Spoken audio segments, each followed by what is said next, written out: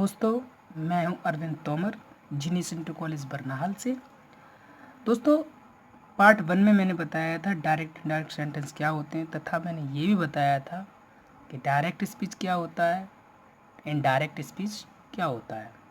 लेकिन पार्ट 2 के माध्यम से आपको बताया जाएगा कुछ ऐसे स्पीच होते हैं जिनका टेंस नहीं बदलता, अर्थात कुछ ऐसे रिपोर्टेड स्पीच होते हैं जिनकी हेल्पिंग वर्ब नहीं बदलती है।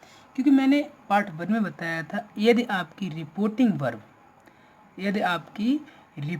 वर्ब पास्ट में हो तो रिपोर्टेड स्पीच की वर्ब भी आपकी पास्ट में ही होगी। अर्थात यदि रिपोर्टिंग वर्ब का सेंटेंस पास्ट में दिया जाए तो रिपोर्टेड स्पीच की हेल्पिंग वर्ब को भी पास्ट में ही बदलते हैं। जिस प्रकार मैंने बताया होगा, इज़-एम-आर को बाज वर्ब में बदल देते हैं, हैज़ हैव को हैड में बदल देते हैं। लेकिन कुछ ऐसे रिपोर्टेड स्पीच होते हैं जिनकी हेल्पिंग वर्ब को नहीं बदला जाता है। ऐसी सेंटेंस या ऐसे स्पीचों के बारे में हम जानेंगे। देखिए, रूल नंबर 1 क्या है? यदि रिपोर्टेड स्पीच में निम्न वर्ब्स आ जाएं तो उनमें कोई परिवर्तन नहीं होता, जैसे कि could, might, would, should, ought to और हैड। यदि ये किसी रिपोर्टेड स्पीच में आते हैं तो उस स्पीच की हेल्पिंग वर्ब नहीं बदलती हैं। एग्जाम्पल की सहायता से देखेंगे। और क्यों नहीं बदलती? उसका कारण ये है कि ये पहले से ही पास्ट है, इन्हें और पास्ट बनाने की ज़रूरत नहीं है, क्योंकि कैन का पास्ट क्या है? कुड। एग्जाम्पल नंबर 1 देखेंगे। They said to Amit comma and would comma she could not go to the police station. इसका इनडायरेक्ट स्पीच किस बनाएंगे? देखें, दे टोल्ड अमित कॉमा के स्थान पे दैट सी कुड। कैन तो है नहीं, कुड है पहले से। कैन होता तो हम कुड लाते, हो पहले से कुड है तो हम नहीं बदलेंगे इसे। तो she could not go to police station, तो पुलिस स्टेशन। तो देखेंगे आपके रिपोर्टेड स्पीच में कोई परिवर्तन नहीं हुआ है। नेक्स्ट एग्जाम्पल के माध्यम से सीखेंगे कुछ। My friend said comma inverted comma he should read the Ramayana. तो माई फ्रेंड सैड को सैड में रखते हैं, सैड कॉमा के स्थान पे that he should read the Ramayana. यहाँ पे शुड जो सेल की सेकंड फॉर्म है, यानी पहले से ही पास्ट है, तो हम इसे भी नहीं बदलेंगे। तो he should read the Ramayana ज्यों का त्यों उतार देंगे। नेक्स्ट रूल नंबर 2 में आप देखें, रूल नंबर 2 में भी कुछ दिया गया है।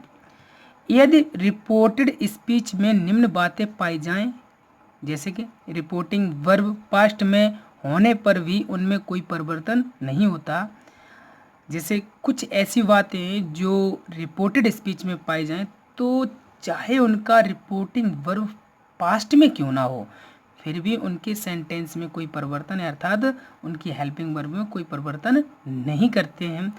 ऐसे क्या क्या पॉइंट हैं? अगर आपके रिपोर्टेड स्पीच में यूनिवर्सल ट्रुथ आ जाए, सामान्य सत्य जैसे बोलते हैं, जैसे कि सूर्य पूरब में निकलता है, भाई इस बात को कहीं बदला ही नहीं जा सकता। कोई ये नहीं कह सकता सूर्य पूरब में निकलता था, ऐसा नहीं कह सकते, क्योंकि ये सत्य बात है।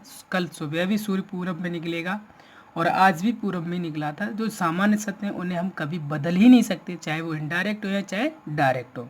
ऐसे प्रोवर्ब, कहावत मैं भी कह रहा हूँ वही कहावत, और वही कहावत मेरे दादा यानी कि मेरे ग्रैंडफादर ने बोली थी, और वही कहावत आने वाले फ्यूचर में भी बोली जाएगी, जैसे कि honesty is the best policy.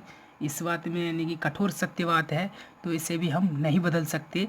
Habitual action का मतलब ऐसी क्रियाएं जो किसी की आदत में हो तो उन्हें भी हम नहीं बदलते। जैसे कि एक कुत्ते की आदत में होती है कि जब कुत्ता अजनबी को देख लेता है तो वो भौंकता है, तो इसकी आदत में है।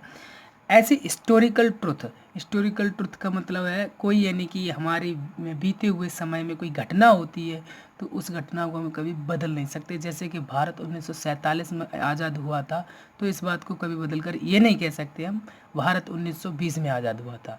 वो जो पीछे गुजर गया वो एकदम अटल सत्य है।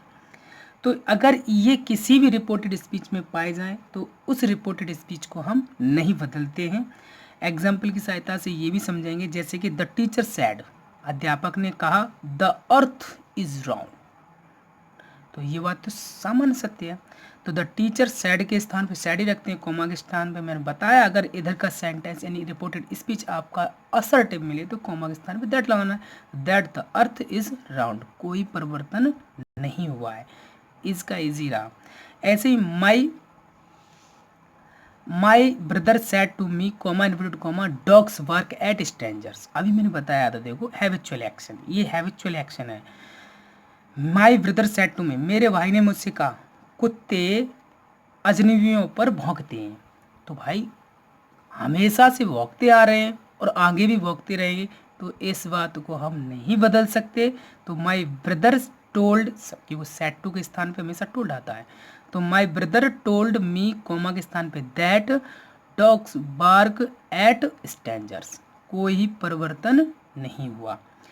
नेक्स्ट सेंटेंस है आपका my mother said to me comma note comma honesty is the best policy, आपकी ये प्रूव वर्ब आ गई, तो इसमें भी कोई परिवर्तन नहीं होना भाई। Honesty is the best policy मेरी माता भी कह रही है, मैं भी कहूँगा, ये तो कहावत है, कहावत तो बदलती नहीं है। तो my mother told me that honesty is the best policy.